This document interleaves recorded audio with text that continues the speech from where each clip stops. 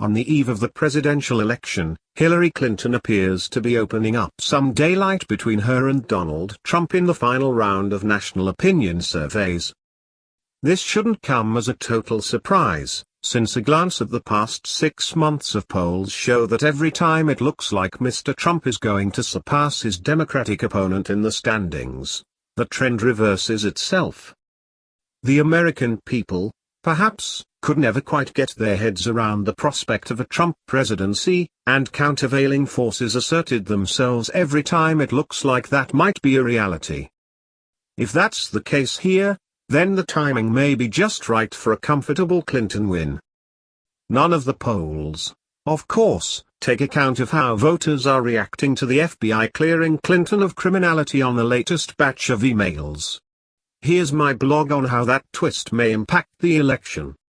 Of course, the US election isn't one based on national preferences, it's a state-by-state slog to reach 270 electoral votes.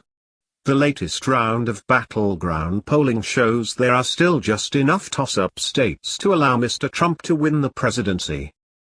To prevail, the Republican would have to either clear the table when it comes to these states or post a surprise win in a place like Pennsylvania, Michigan or Virginia, where polling shows Mrs. Clinton ahead. Such a shoot-the-moon scenario is certainly possible, and it could be aided by polling that underestimates white voter turnout or overestimates Mrs. Clinton's support in key constituencies like blacks and the young.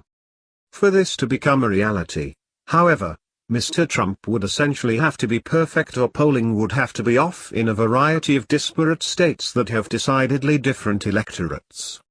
An error in New Hampshire polling, for instance, wouldn't mean expectations in Florida would be more likely to be wrong.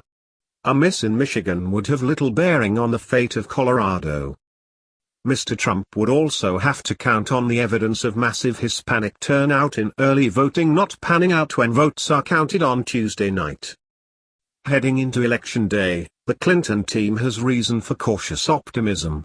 A Trump win at this point would have to be considered a modest, but far from unprecedented, upset.